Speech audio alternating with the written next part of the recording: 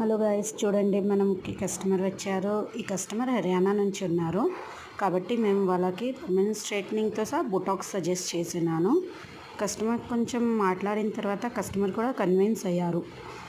వాళ్ళకి మేము చెప్పినాను, స్ట్రైట్నింగ్తో మీ హెయిర్లో కొంచెం ఫ్రీజీనెస్ ఉంటుంది మేడం, ఆల్రెడీ మీ హెయిర్ చాలా పల్చగా ఉంది కాబట్టి మీరు బొటాక్స్ కూడా చేయించుకుంటే హెయిర్ హెల్తీగా అయిపోతుంది.